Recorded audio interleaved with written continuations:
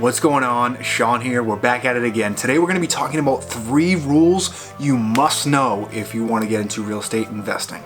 Nerf this!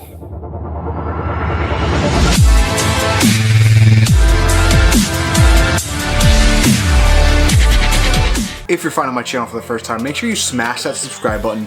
You turn on post notifications because I do release videos every Monday to get your week going and every Friday to get your weekend started. I also do release bonus videos at random and you don't want to miss a thing. With that out of the way, let's get started. So these are more of guidelines than actual rules, and they're good tools to use to quickly evaluate an investment property to see if it's worth your time. Now, with that being said, there are going to be some variables to each rule, so if it does not meet said criteria, it doesn't mean that it's a bad deal or a bad investment. There may be certain other factors that may cause the deal to be good or to cash flow positively. However, if you want to just quickly evaluate a property and say if it's for you or not, these are good tests to run. So the first rule you need to know is the 2% rule.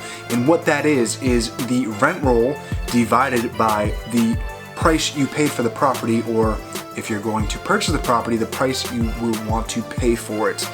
Now, again, there's multiple variables to this, but let's just say you're taking the rent, which is, for example, $4,000, and you divide that by the purchase price. Again, for example, let's say it's $200,000, that equals 2%. So basically, the way I'll look at it is if my real estate agent sends me a property and it meets that 2% rule, I have generally a good idea that the property will probably cash flow, so it's going to be something that I want to look further into.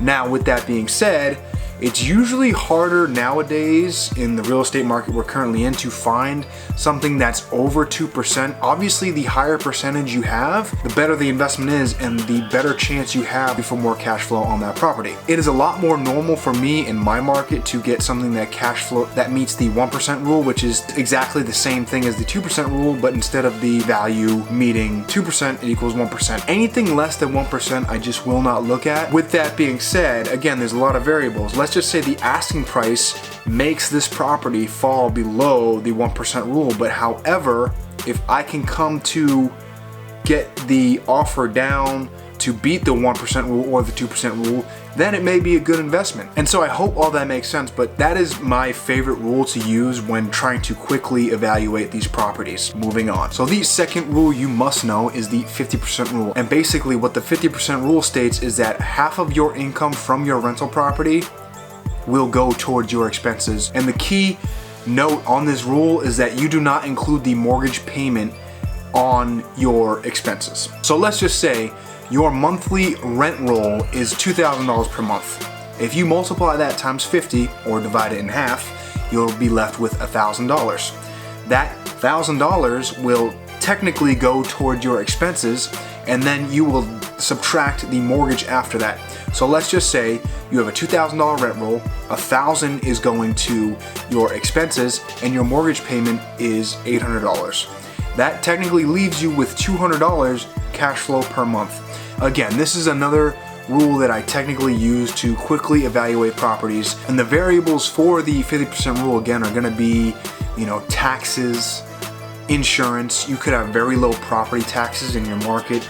You could have really high insurance. Like, let's say, for example, your property tax in Florida is extremely low, but your insurance is extremely high because of hurricanes. Maybe you're in a flood zone. Things like that can cause your expenses to vary, so just be wary when using this rule. So the third rule you must know is geared more towards flips, but it is the 70% rule. So the 70% rule states that you should never pay more than 70% of the value of the property before repairs.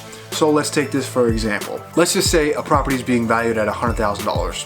70% of that property's value is $70,000. Then let's just say that it's going to need $10,000 in work. Whatever the case may be, I'm just using these small, easy numbers for example. You shouldn't pay more than $60,000 if 70% of the property's value is $70,000 and it's going to need $10,000 in repairs. That means, by this rule, you should not pay more than $60,000 for this property. The variables here would be holding costs, it would be commissions for agents, It usually does not work well with cheaper properties. Again, I'm using cheaper numbers just to keep the math easy, so it's easier for the both of us to understand. But typically, when you have less money to work with, it's going to be harder to get to the margins that you want to be at. For example, you don't want to just leave a flip with only a couple $1,000s in profit. So I hope you did enjoy those 3 rules. You should know them all if you want to be a real estate investor, or if you are in real estate investing already. If you are, chances are you probably already know these rules, but if you're not, I hope you learned something today.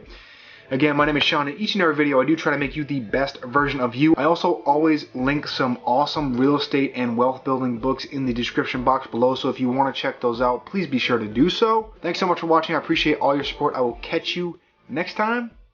Signing off.